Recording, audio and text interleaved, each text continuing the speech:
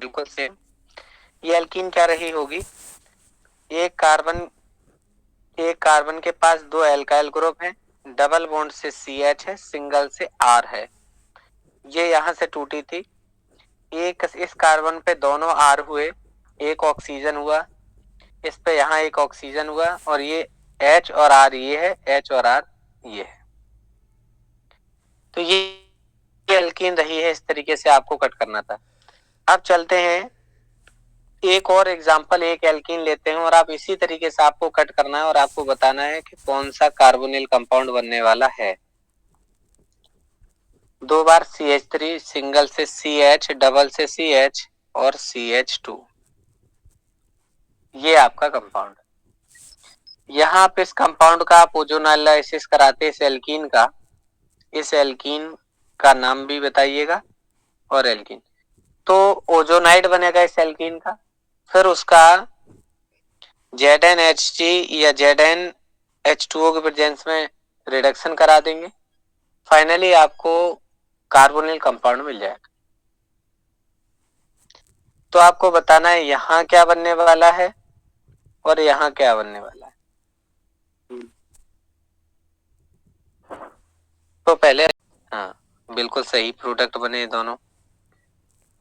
इसमें CH3 single bond CH पे CH3 था, CH3 सिंगल से CH और अगली थी CH2, इन्हीं दोनों पे आपने ओजोनाइड बनाया ऐसे, इसको यहां से कट किया, यहां से ये कट किया, बस यही बनना था। CH3 single bond CH, CH3 CHO और दूसरा HCHO।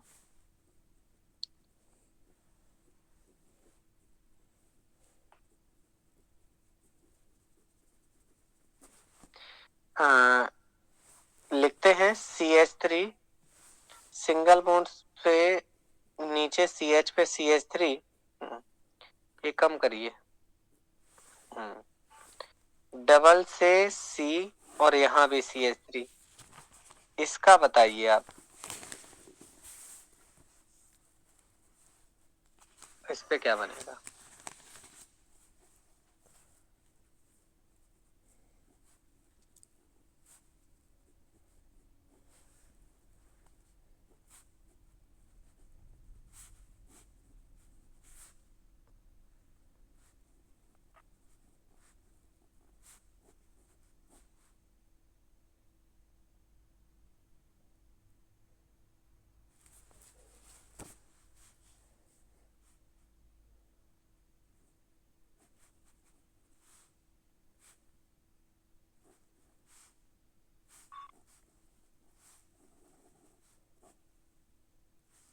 बना क्या, इस कार्बन पर दोनों CH3 हैं, इस कार्बन पे भी दोनों CH3 हैं, ऐसे ही तो थे ही दोनों, बीच में आपको O जोड़ना था इस तरीके से, ये बन गई। इसको इस तरीके से कट करेंगे तो CH3 COCH3, CH3 COCH3, दो एसीटोन के बन गए।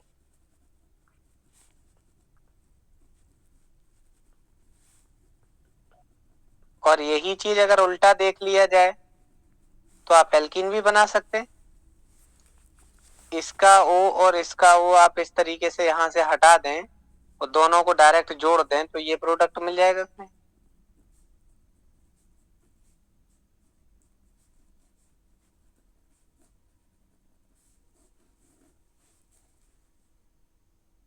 क्या ये बन गया। अब जल्दी से ये बना लेंगे तो फिर एक और एल्कीन बोल रहे हैं, फिर उसके बाद करिएगा, दो चार एल्कीन की प्रैक्टिस कर लीजिए, फिर उल्टा करवाएंगे इसका।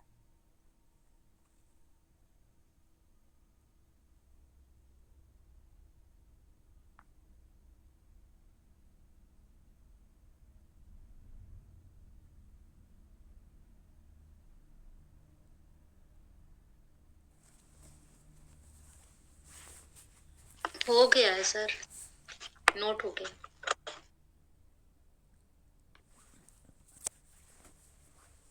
अब स्ट्रक्चर नहीं बना रहे हैं, आप ही बनाइएगा। पेंट टू इन है, ओजोनोलाइसिस पे क्या देगा ये बताना है। Pent two ene on ozonolysis gives, ये आपको आंसर देना है।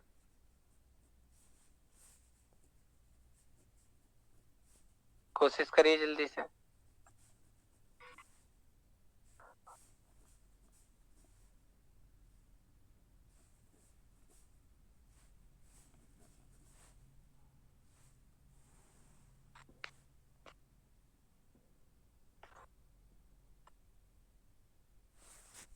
CH2 सिंगल बॉन्ड से CH, डबल से CH, सिंगल से CH3,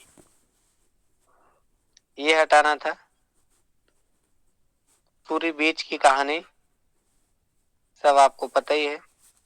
CH3 CH2 CH double से O, CH3 सिंगल से CH डबल से O।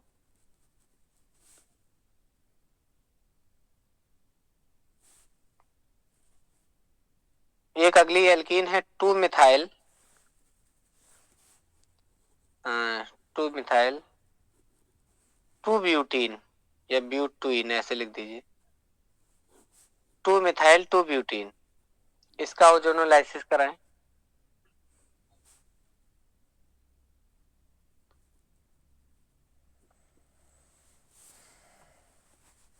अगर स्ट्रक्चर सही बन गया तो आंसर भी आ जाएगा।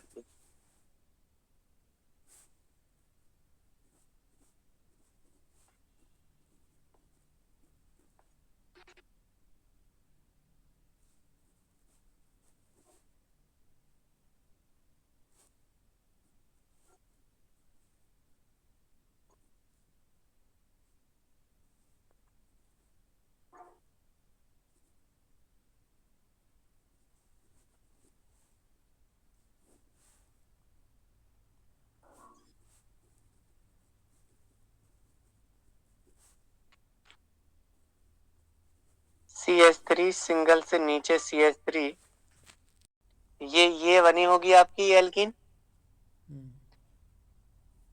हाँ सर, प्रोडक्ट बताएं क्या। CH3 single bond CH3 double से O और CH3 सिंगल से CH डबल से O।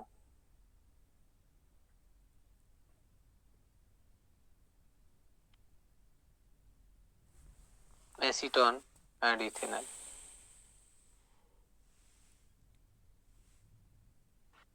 अच्छा, एक सिंपल सा क्वेश्चन है, अब जस्ट इसका उल्टा करते हैं। जो एल्कीन, जो ओजोनोलाइसिस प्रोडक्ट होता है, उसका अगर फेस बाय फेस लिख के ऑक्सीजन हटा दिया जाए तो एल्कीन का फॉर्मूला निकल के आ जाता है, आप जानते हैं। तो आपको ये बताना है कि अगर अपने पास एक एसिटाल्डिहाइड है और दूसरा फॉर्मेल्डिहाइड है, तो अगर ये ओजोनाइड प्रोडक्ट है तो एल्कीन क्या बनी रही होगी, शुरुआती एल्कीन क्या होगी।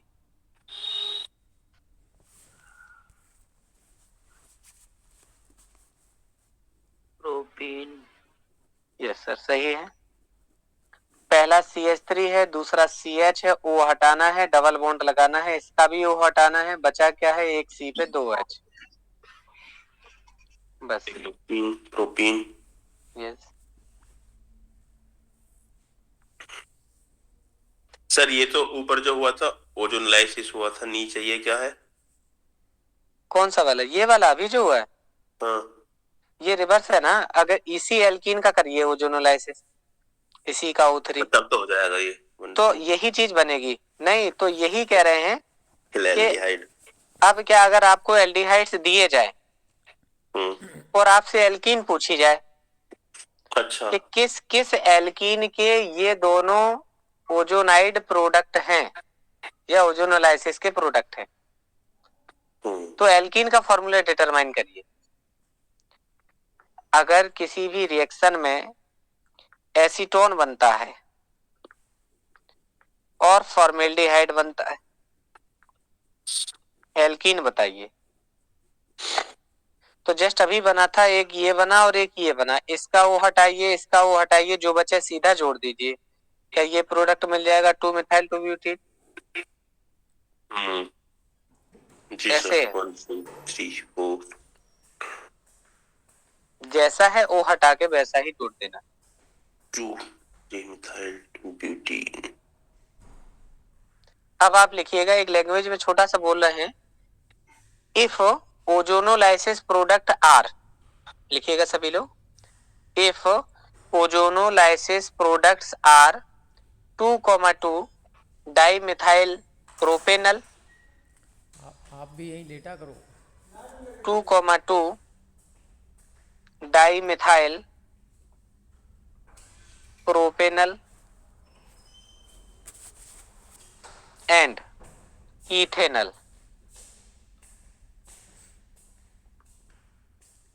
यही लेटा करो आप। 2,2 dimethyl propanal and ethanal, then find यहाँ ना लगाते भाई, ऊपर वहाँ लगाएगी, यहाँ ना लगाना। इससे ओ अगर आपने एल्डिहाइड और कीटोन के अगर फॉर्मूले बना लिए दोनों के, या कार्बोनिल कंपाउंड बना लिया, तो एल्कीन मिल जाएगी।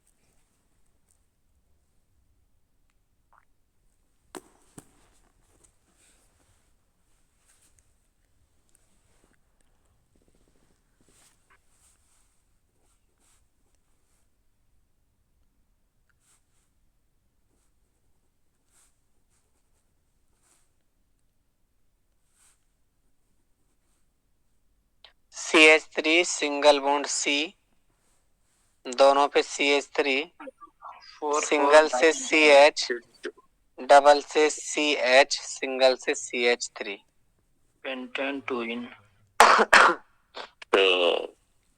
2,2 डाई मिथाइल पेंट 3 इन बोला जाए, या जो आप कह रहे थे कि 4,4 डाई मिथाइल पेंट 2 इन बोला जाए।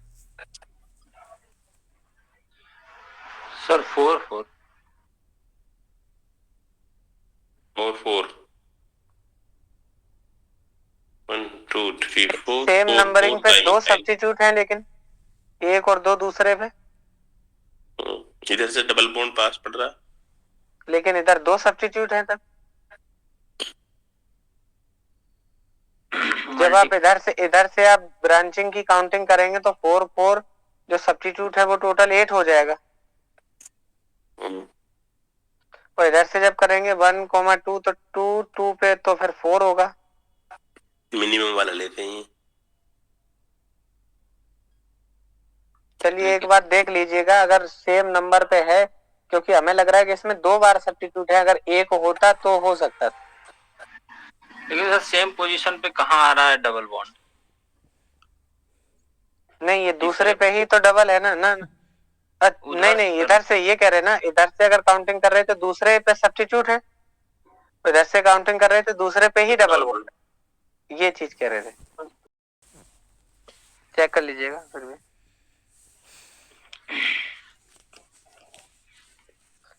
एक और बताइएगा, अगर आपके पास CH3 single bond CH double bond O, ये हमने अलग करके लिख दिया, अलग करेंगे तो पहचान जाएंगे जल्दी। CH3 CHO है, OCHO CHO, ऐसे CHO CHO 2 बार है, और एक आपके पास फॉर्मेल्डिहाइड है HCHO। ये 3 प्रोडक्ट बन रहे हैं एक एल्कीन से, तो वो एल्कीन क्या है? उल्टा एरो लगा दिया जाए, यस ये। तो यहाँ एल्कीन क्या रही होगी जिससे ये तीनों प्रोडक्ट बने हों, ये बताइए।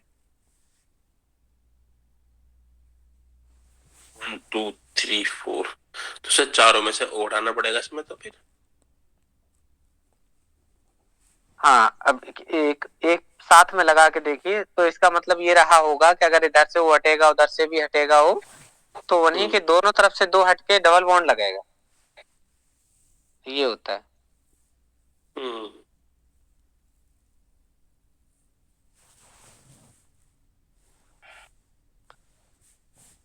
थोड़ा सा कोशिश करिए, जहां पे 2 उल्टे, पहले तो वो लगा के देखिए, इधर का भी वो हटाइए उधर का भी वो हटाइए, वहीं पे लगा दीजिए।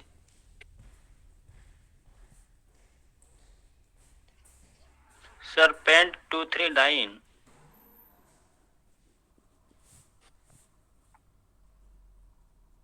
1 2 3 4 5 पेंट तो रहेगा। हाँ,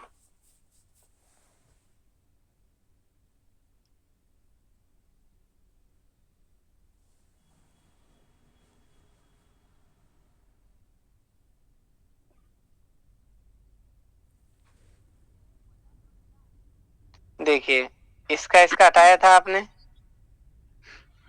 और ये वाला इधर से और इधर से ऐसे हटा लीजिए। तो जब इधर से हटाएंगे, पहला CH2 बनाया होगा आपने, तो यहाँ डबल लगेगा। आगे क्या आ जाएगा? CH। अगला फिर क्या है? CH। फिर आगे क्या हो जाएगा डबल से? CH। और आगे क्या हो जाएगी? CH3। अब आपने नाम रिपीट करिए सर, क्या बोला था? 1 2 3 4 5 पेंट 2,3 डाइन। 1 3 है ना? Paint 1,3 dine. पेंट 1 3 डाइन, यही बनेगा।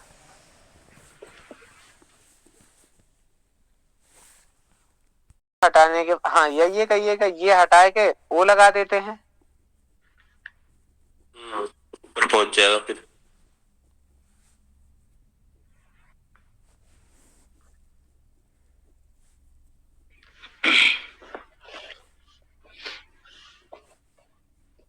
ऐसे हटाएंगे, वो लगाएंगे इन दोनों में, तो पहला ये निकल गया CH2O यानी फॉर्मेल्डिहाइड। इधर से इन दोनों में वो हटाएंगे, ये CHO निकल गया, ये हो गया। ग्लाइऑक्सल नाम दिया जाता है उसका, ग्लाइऑक्सल। ये CHO का कॉमन नेम है, ग्लाइऑक्सल। ऐसे 1,2 करेंगे तो पहले इथेन लिखा जाएगा 1,2 डाइयल, इथेन 1,2 डाइयल ऐसे लिखा जाएगा। उसका सर 4 ही सही होगा। Yes sir. चलिए, अब ये ओजोनोलाइसिस वाले तो हो गए, चाहे एल्कीन इधर से दी जाए चाहे उधर से दी जाए, अब तो बन जाएगी क्वेश्चन सब। कि हटा के जोड़ देना, और इससे ज्यादा इसमें ऊपर और इससे ज्यादा जाएगा नहीं। एपॉक्सीडेशन हम लोग पढ़ ही चुके हैं, परऑक्साइड का इफेक्ट पढ़ चुके हैं। अगला है हाइड्रोबोरेशन ऑक्सीडेशन। हाइड्रोबोरेशन ऑक्सीडेशन न कराइए, हाइड्रोबोरेशन ही पढ़िए, बस एल्कीन मिल जाए। हाइड्रोबोरेशन, हाइड्रोबोरेशन में जो डाइबोरेन होता है वो एल्कीन से रिएक्शन करता है। तो डाइबोरेन आपका क्या है? B2H6 कहते हैं। R single bond CH double bond CH2 plus diborane है B2H6, या ऐसे लिख सकते हैं BH3 सिंगल BH3, तो B2H6 हो गया। केवल BH3 लिखते हैं तो इसकी बैलेंसी पूरी होती हुई नहीं दिखती है, क्योंकि इसका ऑक्टेट इनकम्प्लीट रहता है, इसलिए। तो हम लोग इसमें से क्या करते हैं, एक काम कि जैसे ही BH3 से रिएक्शन कराएंगे तो BH3 एक H इसको दे देगा, जिससे R सिंगल बॉन्ड CH2 हो जाएगा, CH, और ये CH2 ही रहेगा क्योंकि डबल टूटेगा। अब जो CH2 रहेगा वो बचे हुए किससे जुड़ जाएगा? BH2 से। क्या ये बात समझ में आई? कि BH3 को H और BH2 करके लिख लिया, एक इधर जाएगी। अब यही वाली जो H थी वो बीच वाले पे आपने जोड़ दी, तो ये जो बीच वाला CH था वो CH2 में हो गया, वो किनारे वाला CH2 है ही, और इस पे बचा हुआ BH2 इस पे आ गया। अब क्या हुआ? फिर एक एल्कीन से रिएक्शन करा दी। अब जो दूसरा H है BH2 का एक और, वो इसमें आ जाएगा। तो R single bond CH2 single bond CH2, एक बार तो थी ही, एक बार ये, अब कितनी बार हो गई? 2 बार। अब यहाँ पे H कितनी रह गई? 1, 3 थी, एक गई बीच में, CH2 हो गई, 2 बची। एक और एल्कीन ले आए, बची हुई BH2 की भी एक H बीच में चली गई, तो ये RCH2 CH2 कितनी बार हो गया? 2 बार।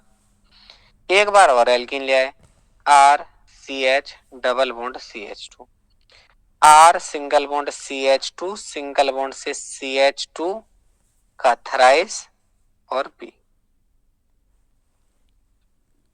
ऐसे बन गया try alkyl borane. Try alkyl borane, boron के कंपाउंड क्या बने? बोरेन्स। अब अगर इसी का ही अगर आप हाइड्रोलाइसिस करा दे रहे हैं, R single bond CH2 single bond CH2 का है आपका थराइस, B प्लस H2A2 एल के ऊपर NaOH, ये चीज कितनी बार है? 3 बार। तो हम यहाँ भी ये क्या कर रहे हैं? H2O2 भी बढ़ा ले रहे हैं, ठीक है, 3 बार कर लें। R single bond CH2 single bond से CH2, आगे से 3 का मल्टीप्लाई करिए, ये चीज 3 टाइम्स हो गई। और जो H2O2 है वो OH करके लिखो, तो H2O2 तो ही लिखा ही गया है, तो 3 टाइम्स से अगर मल्टीप्लाई कर रहे हैं तो ये चीज पूरी हो रही ना, 3 बार। तो पहला OH 3 बार हम इसके साथ लगाते तो ये अल्कोहल बन गया। अब 3 बच गए क्या? H और O, एक बच गई B, तो B को लिखा बीच में, H बचे 3, O बचे 3, H3BO3, हाइड्रोबोरेशन से बन गई वो एल्कोहल। ये होता है।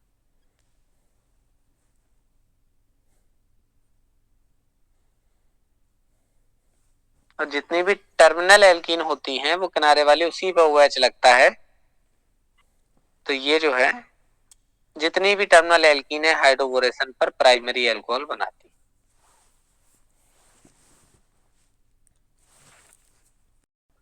तो ये RCH2 कितने बार तक? 3 बार, 3 से मल्टीप्लाई कर दिया। अच्छा, H2O2 को क्या लिख सकते हैं? HOOH, तो OH भी 3 बार हो गया, तो 3 आ जाएंगे यहाँ पे, और प्लस H3BO3 आपका निकल जाएगा, जिसको कहते हैं boric acid.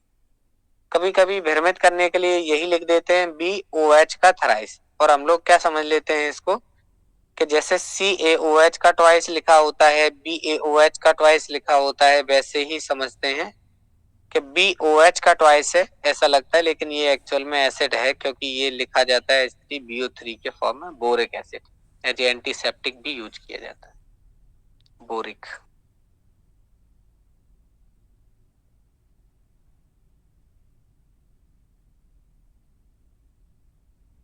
H3BO3 boric acid. जैसे फास्फोरिक एसिड होता है H3PO4, फास्फोरस होता है H3PO3, phosphorus acid, phosphoric acid.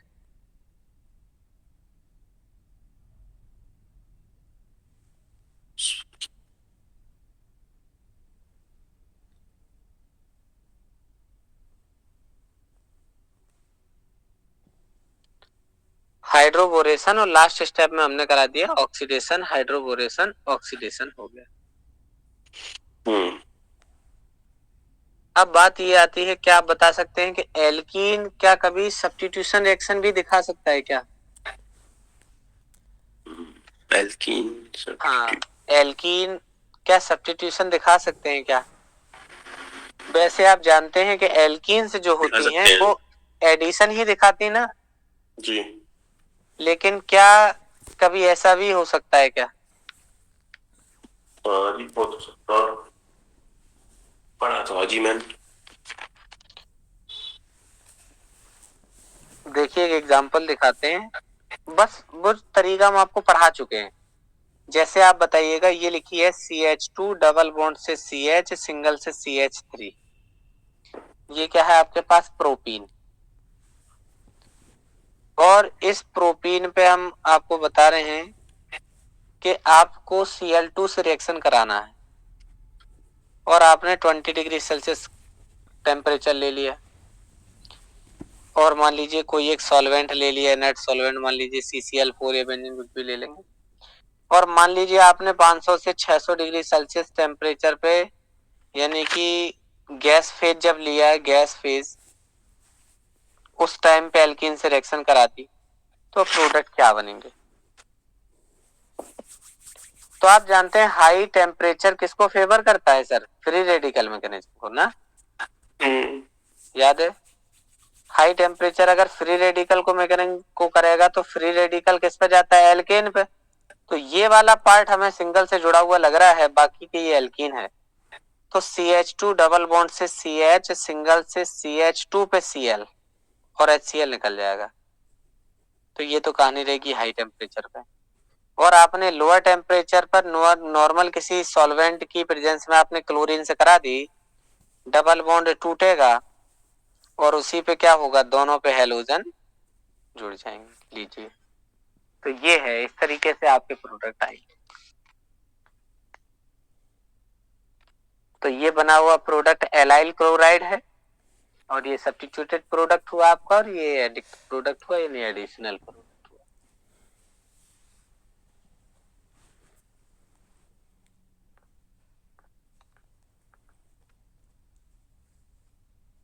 Clear हुई बात?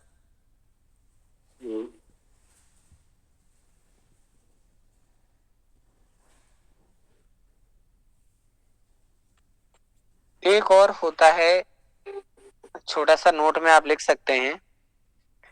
ये क्वेश्चन हमें याद है, ये हम भूलेंगे नहीं, हमने किसी एग्जाम में गलत कर दिया था। Allylic oxidation. एलाइलिक ऑक्सीडेशन में क्या, एलाइलिक पोजीशन आप जानते हैं, यही वाली एलाइलिक है। CH2 डबल से CH, सिंगल से CH2 और खाली जगह छोड़ दो, एलाइल बन जाएगा। तो यहाँ बताइए एक एल्कीन बना रहे हैं, CH3 single bond CH2, single से CH, डबल से CH, सिंगल से CH3। इसमें आप बताइए कौन सी एलाइलिक पोजीशन है? ये A है, ये B है, ये C है, ये D है और ये E है। तो आप बताइएगा इसमें कौन सी एलाइलिक पोजीशन है आपकी? एलाइलिक क्वेश्चन समझ गए क्या है सर? CH2 डबल से CH, सिंगल से खाली जगह, ये है विनाइलिक। और CH2 डबल से CH, सिंगल से CH2 फिर खाली जगह, इसका नाम है एलाइलिक। ये एलाइलिक है, ये विनाइलिक। बी और ई पोजीशन सर एलाइलिक।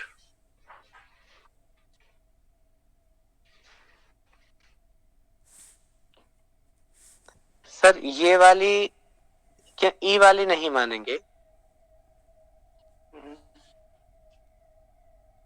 क्योंकि ये एल्कीन यहाँ पे क्लोज नहीं है ना इधर।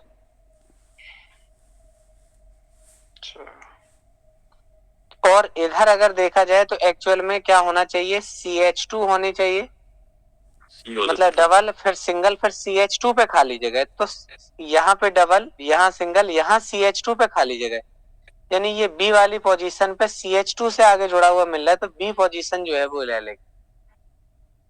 अच्छा, हाँ सर ठीक है। तो ये वाला जो जुड़ा हुआ है वो विनाइलिक पोजीशन पे, ना कि एलाइलिक पे। सर विनाइलिक पोजीशन 2 होगा ना, सी और डी? यस। नहीं, कौन सा सी और डी कैसे? इधर से भी तो सर जुड़ा दिख नहीं रहा है। विनाइलिक में इस टाइप की कंडीशन आनी चाहिए ना, CH2 डबल से CH पे खाली। तो ये CH2 ये खाली, तो ये वाली बनेगी और ई वाली बनेगी। मतलब बी पोजीशन इस डबल बॉन्ड के इस पोजीशन को बी वाली, तो विनाइलिक कंडीशन है। हम आपसे कहें विनाइल क्लोराइड बनाइए, तो आप यही मान के तो क्लोराइड जोड़ेंगे ना। तो ये अगर एल्कीन माने तो इसके जस्ट बाद वाला ये वाली विनाइलिक और इस एल्कीन को मानेंगे तो ये तो 2 विनाइलिक हैं, लेकिन एलाइलिक वाला तो एलाइल तो जो हमने रेड से किया है उसको एलाइलिक मानेंगे आप, जो रेड से है केवल वो एलाइल है।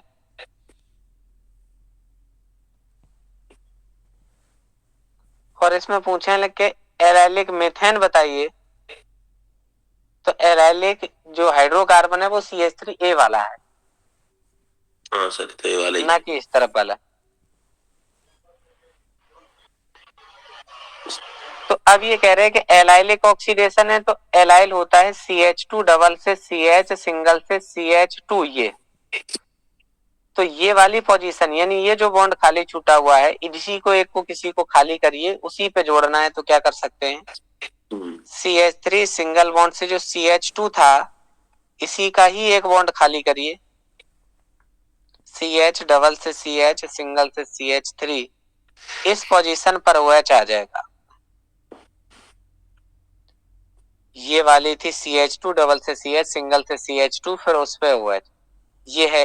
तो SeO2 सेलेनियम के ऑक्साइड पे करने पर ये डायरेक्ट एलाइलिक पोजीशन पर ऑक्सीडेशन करा देता है, ये है।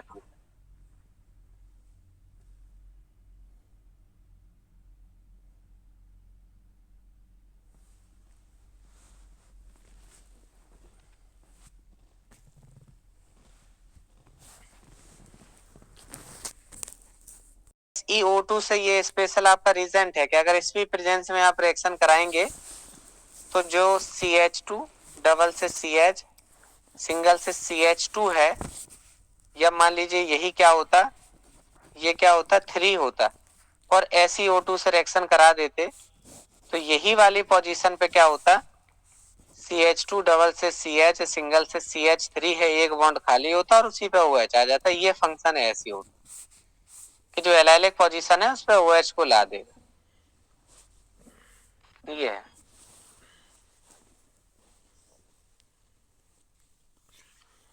अब हो गई बात clear? Ji sir.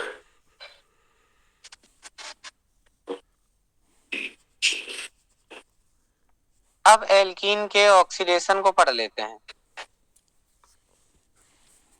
Oxidation of alkene,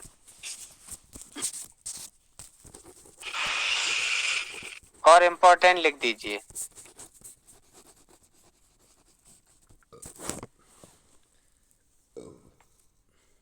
oxidation of alkene में मान लीजिए ये कोई एक एल्कीन है जिसमें दोनों डिफरेंट जो टर्मिनल है वो ग्रुप डिफरेंट जुड़े हुए हैं।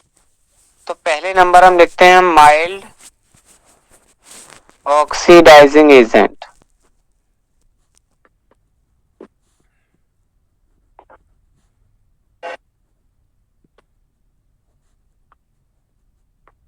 माइल्ड ऑक्सीडाइजिंग एजेंट आपको लेने,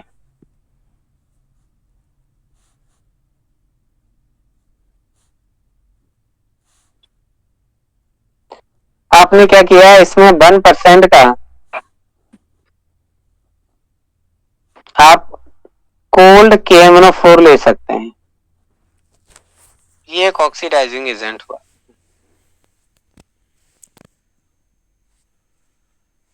और 1% का,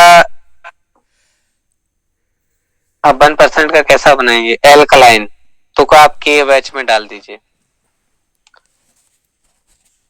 अब बस इसमें सीधा सा देखना है, R1 सिंगल बॉन्ड से CH सिंगल से CH सिंगल से R2, इस पे OH आ जाएगा, सिंगल से OH आ जाएगा।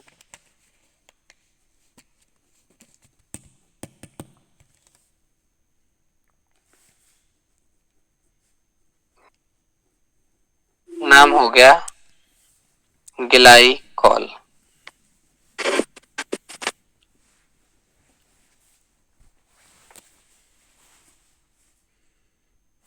दो लगातार कार्बन पर OH होना ग्लाइकॉल बनाता है, ग्लाइकॉल।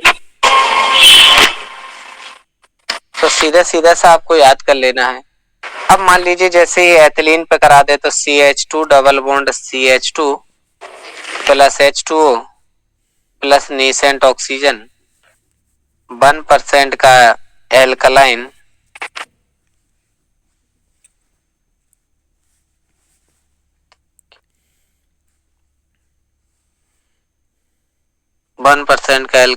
KMnO4 लिया आपने, तो ये क्या होगा, इस पे भी OH आ जाएगा और इस पर भी OH आ जाएगा। ये इसका नाम हुआ ethylene glycol, ethylene glycol.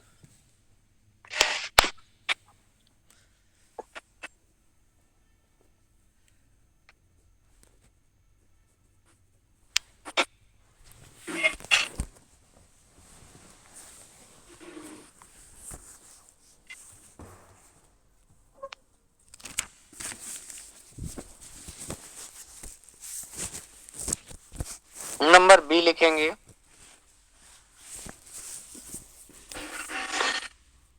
With moderate oxidizing agent.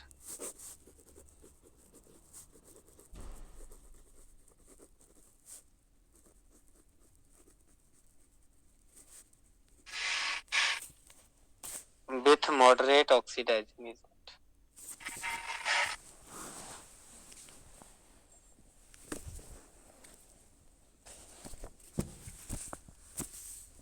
CH3 single bond CH double bond CH2 plus 4 nascent oxygen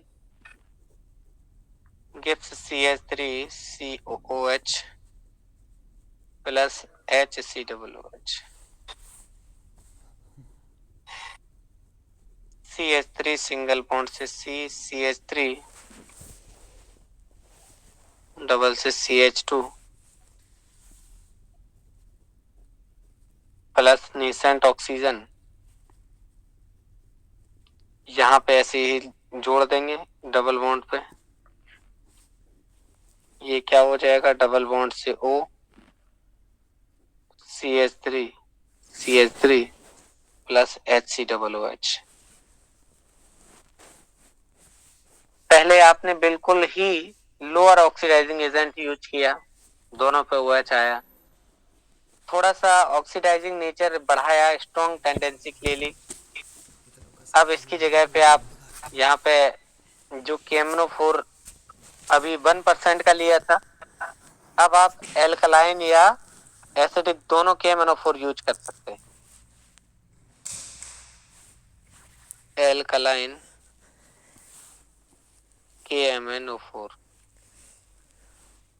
वही जो लेके चल रहे, यहाँ पे आप स्ट्रॉन्ग ले सकते हैं।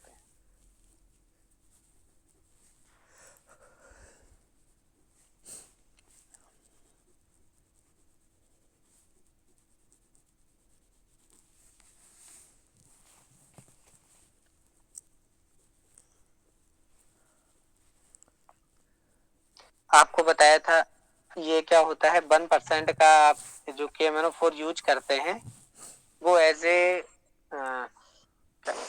अनसैचुरेटेड टेस्ट में यूज होता है। अगर किसी कंपाउंड में अगर डबल बॉन्ड प्रेजेंट है और आपने उसमें बेयर रीजेंट डाल दिया, इसी का ही नाम बेयर रीजेंट होता है,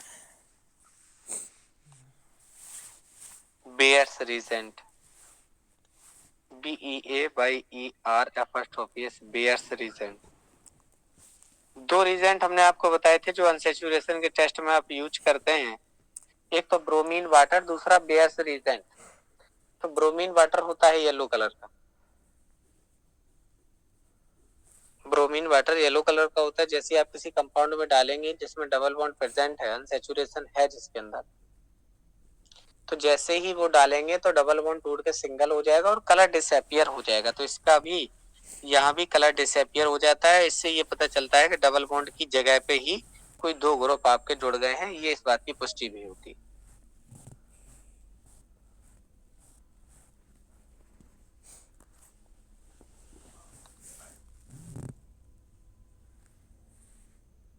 क्या नोट किया यहाँ तक सभी ने?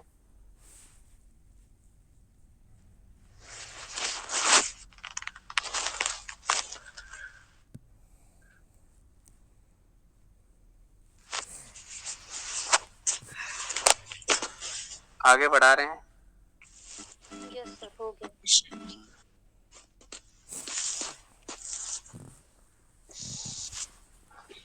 इसी का थर्ड नंबर लिखिए। With strong oxidizing agent.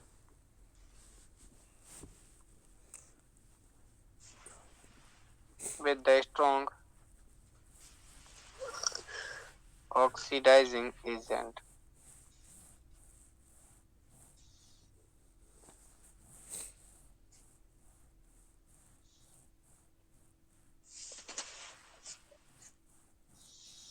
Strong oxidizing agent में आप कंसंट्रेटेड HNO3 आप जनरली यूज कर लेते हैं, कंसंट्रेटेड एसिड।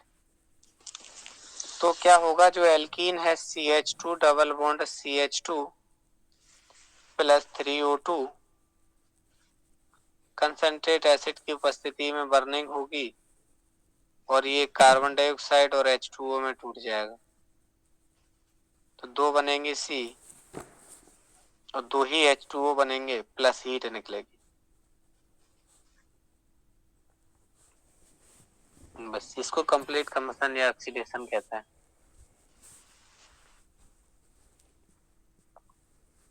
एल्कीन की लास्ट रिएक्शन है आइसोमराइजेशन, समावयवीकरण।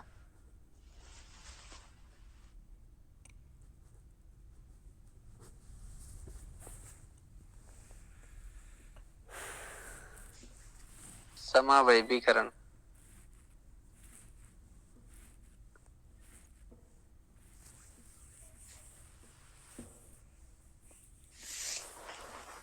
इसमें क्या होता है, डबल बॉन्ड की पोजीशन चेंज हो जाती। इसमें 2 कंडीशंस हैं।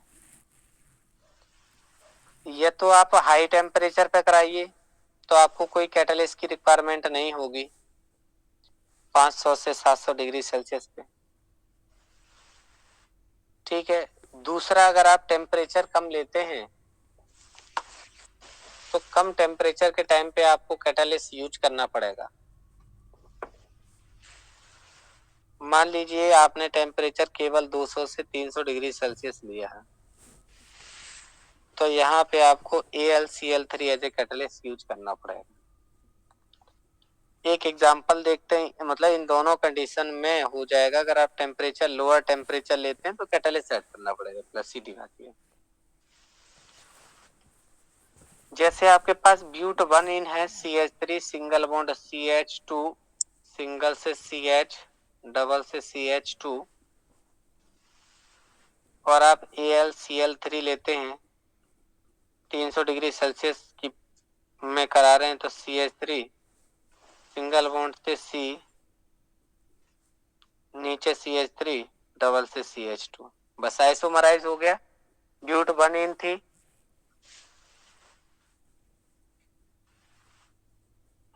ब्यूट 1 इन थी, आइसोब्यूटीन में चेंज हो गई, आइसोब्यूटीन में। CH3 single bond CH2 single bond से CH2 सिंगल से CH डबल से CH2 है। AlCl3 300 डिग्री सेल्सियस, तो ये 1 है, ये 2 हो जाएगी।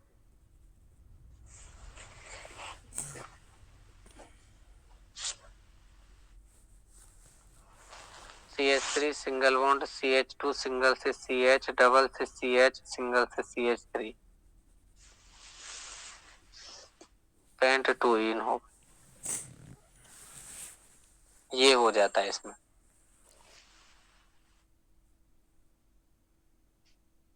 1 2 के अंदर चेंज हो जाती है।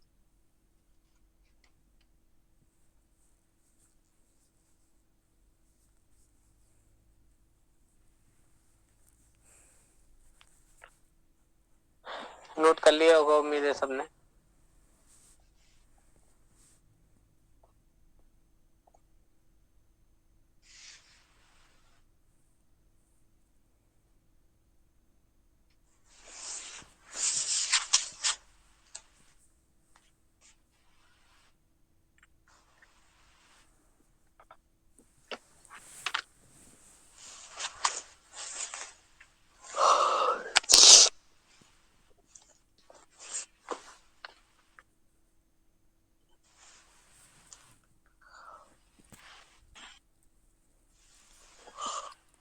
बताइएगा, आगे बढ़ा जाए। Yes sir.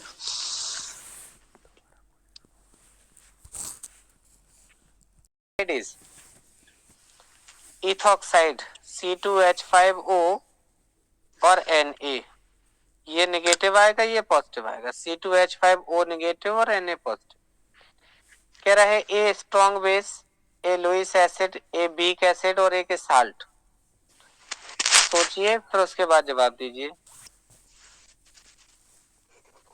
किससे बना होगा ये, पहले तो ये समझना कि C2H5O और क्या रहा होगा उसकी जगह पे Na आया है। पता चल रहा है कि C2H5OH रहा होगा, Na से रिएक्शन कराई है, एक्टिव मेटल एल्कोहल से हाइड्रोजन को डिस्प्लेस करेगा यहां से और खुद बैठ जाएगा। तो C2H5 नेगेटिव ONA पहुंचा है। अब ये बताइएगा, क्या ये लुईस एसिड है, क्या ये बेस है, क्या ये एसिड है, क्या ये सॉल्ट है?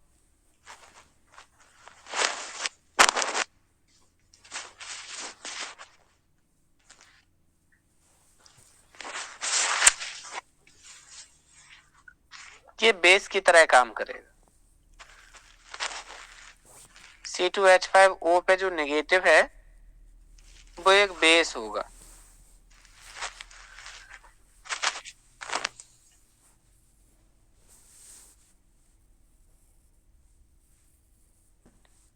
नेक्स्ट है नेगेटिव, H गया है एल्कोहल से, H प्लस होके गया तो अपने दोनों इलेक्ट्रॉन इसमें देके गया। ये एज ए न्यूक्लियोफाइल भी वर्क करेगा और ये एज ए बेस भी बिहेव करेगा।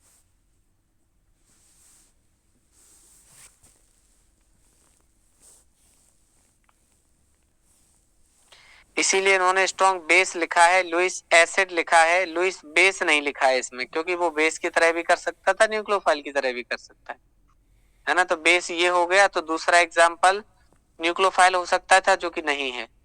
जानते हैं दो ही आंसर कैसे सही हो सकते हैं। Intramolecular hydrogen bonding is present in orthonitrophenol, paranitrophenol, paranitrobenzaldehyde, parachlorophenol. Intramolecular, intramolecular मतलब स्वयं में बनने वाली। हाँ, कौन? ऑर्थोनाइट्रोफिनॉल।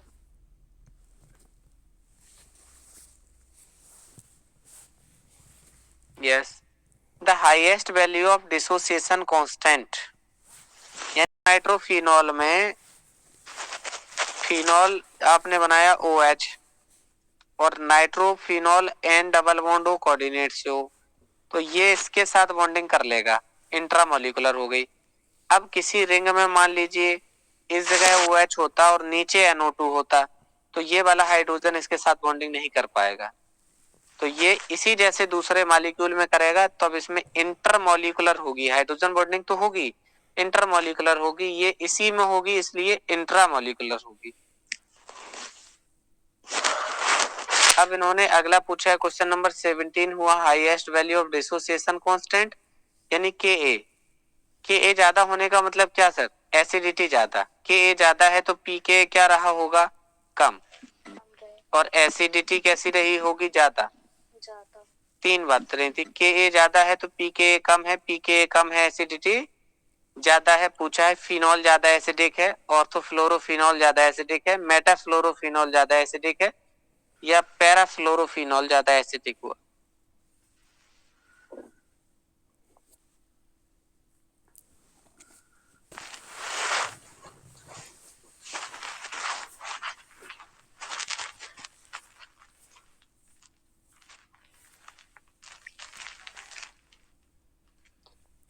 -I एसिडिटी को बढ़ाते हैं कि नहीं बढ़ाते हैं? तो -I किसका ज्यादा है? फ्लोरो का, फ्लोरीन का। तो फ्लोरीन ही तीनों ऑप्शन में है, लेकिन एक ऑर्थो पे है, एक मेटा पे है, एक पैरा पे है, और हम -I कंसीडर उसका कर रहे हैं, तो वो डिस्टेंस डिपेंडेंट होता है, तो जितना ज्यादा पास में होगा उतना ज्यादा एसिडिक होगा, यानी सेकंड ऑप्शन सही होगा। ऑर्थोनाइट्रो जो फिनॉल है आपका मोर एसिडिक, उसी के की वैल्यू कैसी होगी? ज्यादा रही होगी। बताइए।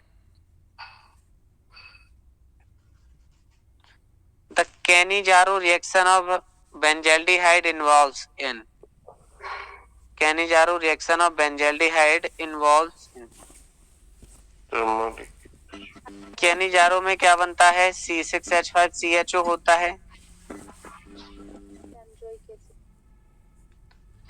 अच्छा, एक तो बनता है आपका benzoic acid COO negative, H बना लीजिए या Na लगाते हैं, और दूसरा आपका बनता है अल्कोहल यानी CH2OH, एक एसिड एक अल्कोहल।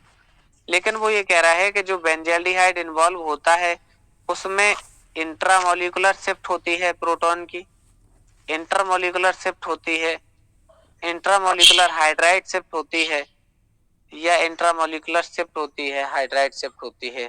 क्वेश्चन ये पूछा है। इंट्रा होनी चाहिए, इंट्रा शिफ्ट। पहली बात तो यही है कि इंट्रा है कि इंटर है, इस बात में डाउट है। देखिए सर, इंट्रा वो होता है जब उसी के मॉलिक्यूल की H उसी में जाए।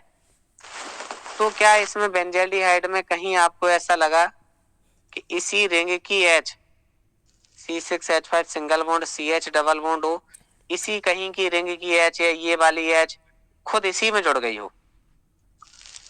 नहीं, क्योंकि कैनिजारो में बिना अल्फा हाइड्रोजन वाले दो एल्डिहाइड लिए जाते हैं, जानते नहीं सर? जी। विदाउट अल्फा हाइड्रोजन के दो एल्डिहाइड लेंगे तो आपस में दो में अगर रिएक्शन होने वाली है तो इंटरमोलिकुलर होगी, इंट्रामोलिकुलर नहीं होगी। पहली बात तो ये, तो इंट्रा वाले तो दोनों ऑप्शन चले जाएंगे, इंट्रा नहीं है, इंटर है। अब दूसरी बात ये आती है कि जब कभी भी शिफ्ट होता है तो वो H पॉजिटिव शिफ्ट हो रहा है या H नेगेटिव शिफ्ट हो रहा है? देखिए कैनिजारो में जैसे हम लोगों ने HCHO लिया था, H single bond CH double bond O। अब ये जो स्ट्रॉन्ग एसिड होता है वो क्या करता है? स्ट्रॉन्ग एसिड बेस को ले लेगा, H पॉजिटिव को अगर खींच लेगा तो इस पे नेगेटिव बचेगा,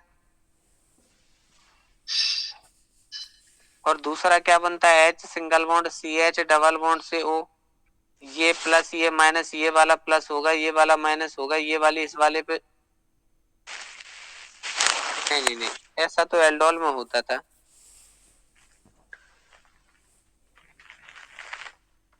ऐसा तो एल्डोल में होता था। कैनिजारो में क्या होता है?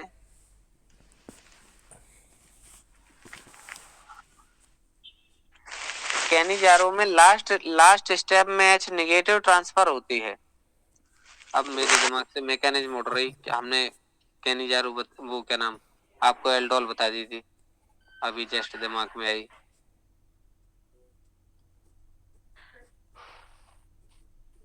है ना, क्या हम लोग करते थे, कोई कार्बोक्सिलिक एसिड ले लिया,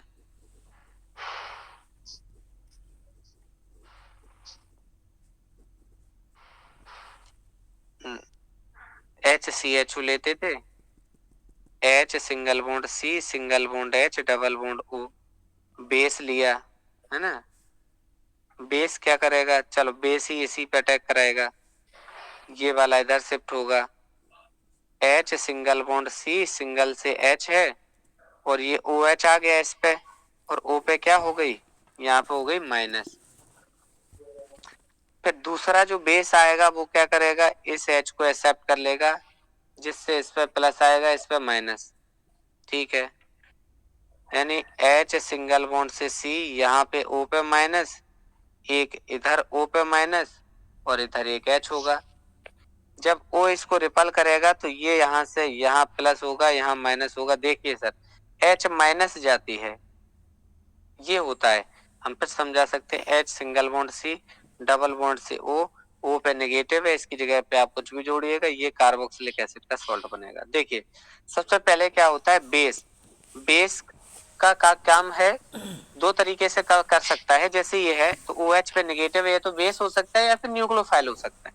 अगर सामने वाले पे एसिडिक हाइड्रोजन नहीं थी तो उसमें इलेक्ट्रोफिलिक सेंटर हमें नजर आ रहा था, तो एज ए इसने बेस ना काम करके एज ए न्यूक्लियोफाइल काम किया और इलेक्ट्रोफिलिक सेंटर पे ऐड हो गया जाके।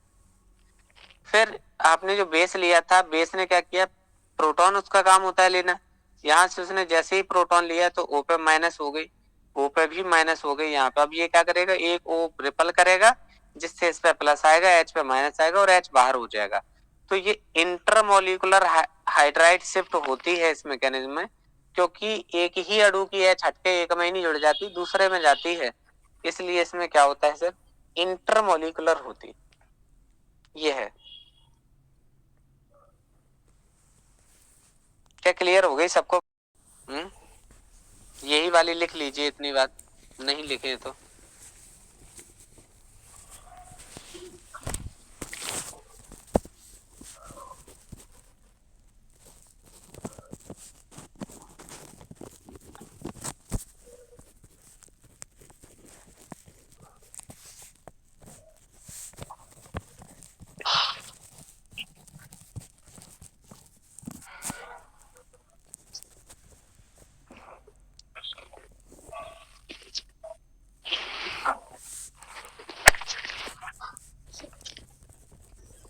हो गया नोट?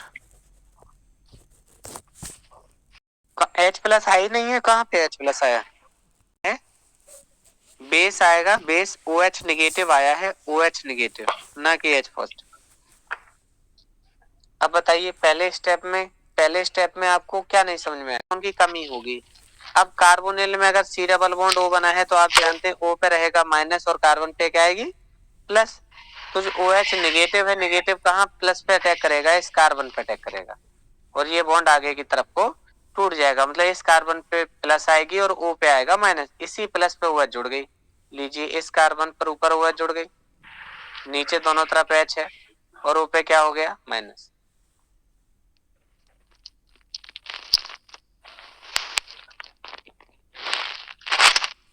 ये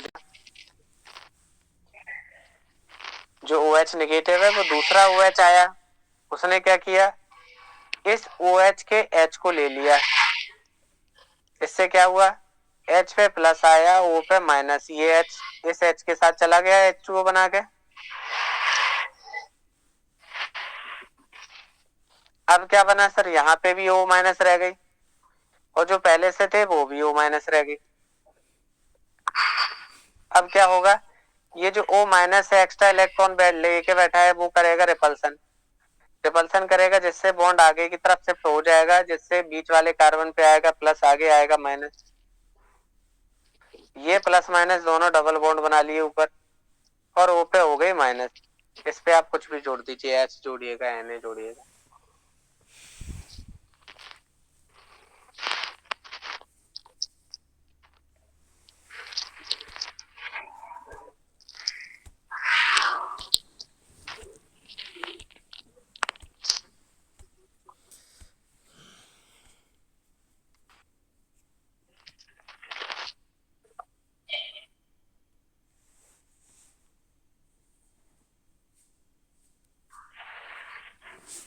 अब देखिए क्वेश्चन नंबर 19।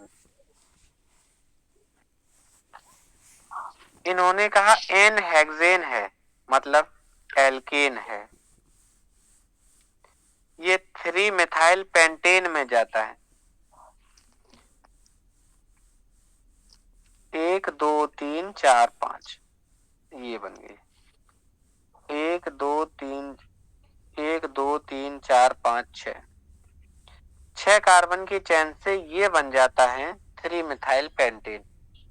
तो क्या ये एडिशन है, क्या ये आइसोमराइजेशन है, क्या ये सब्स्टिट्यूशन है, क्या ये मिथाइलेशन है?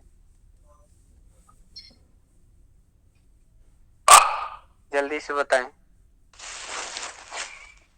तो मेरा तो आइसोमराइजेशन है।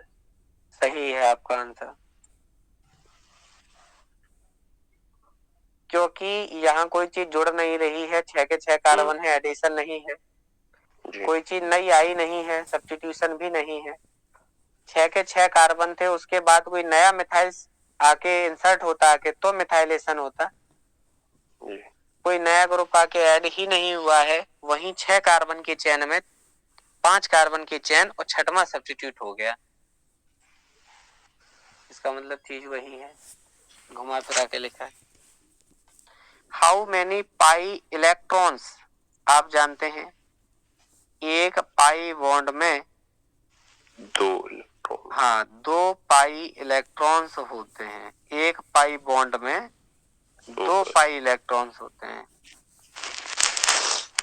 यहाँ बताइए how many pi electrons are present, 2 4 6 8, बताइए। 6 है रोमेटिक। ठीक है 6 से एरोमेटिक होगा, यस यस यस। 21, एक एक ये। The correct order of basic strength is, यहाँ आप देख पा रहे हैं कि अमोनिया भी लगी है, मिथाइलेमीन भी लगा है, इथाइलेमीन भी लगा है, डाई मिथाइलेमीन भी लगा है। तो आप जानते हैं secondary amine is more basic than tertiary than primary, secondary amine is more basic than primary than 3 degree. जब आप इथाइल ग्रुप लेते हैं तब आपका बेसिसिटी का ऑर्डर ये है, जब आप मिथाइल ग्रुप लेते हैं तो बेसिसिटी का ऑर्डर ये है। जैसे इथाइल ग्रुप बड़ा है तो बड़े में बड़ा नंबर लगाइए, इथाइल बड़ा है बड़े में 231, मिथाइल छोटा है छोटे में 213, छोटा ग्रुप छोटा नंबर, बड़ा ग्रुप बड़ा नंबर।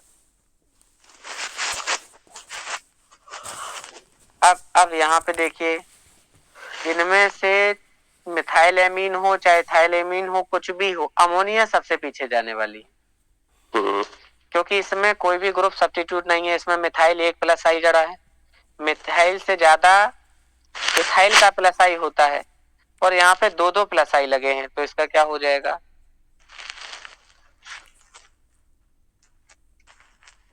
उसमें भी कौन से 2 लगे हैं, इसमें केवल एक ही लगा है। और इथाइल और मिथाइल में इथाइल का प्लस आई ज्यादा है एज कंपेयर मिथाइल के, इसलिए पीछे चला गया और इसमें कोई सब्स्टिट्यूट नहीं लगा। चलिए 22 में देखते हैं, फॉल्स स्टेटमेंट इज, क्या है,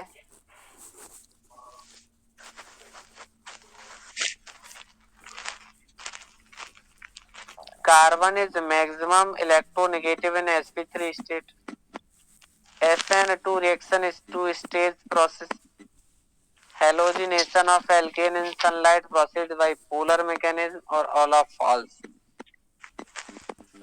4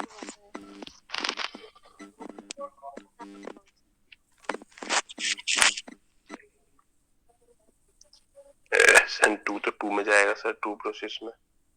सर पहला और तीसरा false. SN2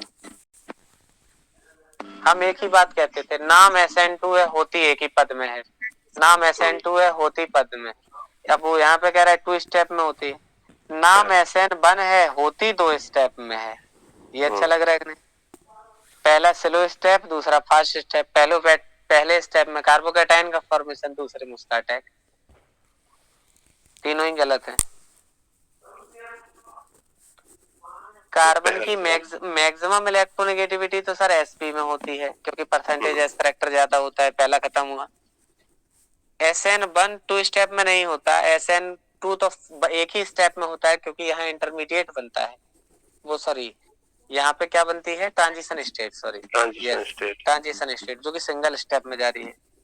halogenation of alkene in the sunlight proceeds by free radical mechanism, not a polar mechanism. Sunlight की प्रेजेंस में फ्री रेडिकल मैकेनिज्म से जाती है, यानी कि चारों ही गलत है। ढंग का क्वेश्चन था, अच्छा क्वेश्चन था सर ये। Alcoholic solution of KOH is used for dehydrogenation, dehydrohalogenation, dehalogenation, dehydration. बहुत अच्छा क्वेश्चन, डायरेक्ट कॉन्सेप्ट पे। एल्कोहलिक के KOH लेते हैं तो डिहाइड्रोहेलोजिनेशन होता है, यस सर। और अगर एक्वस KOH लेते हैं तो सर सब्स्टिट्यूशन हो जाता है, बस खत्म। जैसे एग्जांपल देखें, CH3 सिंगल पे CH पे Cl है, सिंगल से CH3 है, और आपने एक्वस KOH डाल दिया है, CH3 सिंगल बॉन्ड CH पे नीचे OH आ जाएगा और अगला CH3 हो जाएगा। एक्वस पे डाल दिए तो। और यही आपने अगर CH3 सिंगल बॉन्ड CH पे नीचे Cl और आगे CH3 और आपने अगर एल्कोहल के QH आपने अगर लिया है तो CH3 सिंगल से CH और डबल से CH2 हो जाएगा। यहाँ से ये जाएगा, यहाँ से ये, इसी को क्या कहते हैं, डी हाइड्रो हेलोजिनेशन, है ना, D hydro halogenation. The strength of hydrogen bonding is intermediate between. आप जानते हैं हाइड्रोजन बॉन्डिंग बहुत स्ट्रॉन्ग नहीं मानी जाती, तो हाइड्रोजन बॉन्डिंग की स्ट्रेंथ जो है किसके बीच में, क्या वैन डर वाल और कोवेलेंट के बीच की बॉन्डिंग है, या आयनिक और कोवेलेंट के बीच की है, या आयनिक और मेटालिक के बीच की है, या मेटालिक और कोवेलेंट के बीच की है? ए या नहीं, वैन डर वाल्स और कोवेलेंट। यस, कोवेलेंट से कमजोर है लेकिन वैन डर वाल से ज्यादा है। और जो कोवेलेंट के कंपेयर में ये उसका 1/10 होता है, ये कहिए कि 10% होता है। अगर कोवेलेंट बॉन्ड अगर 100% का मजबूत है तो हाइड्रोजन बॉन्डिंग केवल 5 से 10% है उसके सामने बस। सबसे पीछे तो वैन डर वाल फोर्स, फिर वैन डर वाल फोर्सेस के बाद हाइड्रोजन बॉन्डिंग, हाइड्रोजन बॉन्डिंग के बाद कोवेलेंट बॉन्डिंग और फिर सबसे आगे ionic. The bond angle in CCl4 109 degree. Yes 109 degree. अब हमने आपको एक और PDF डाली है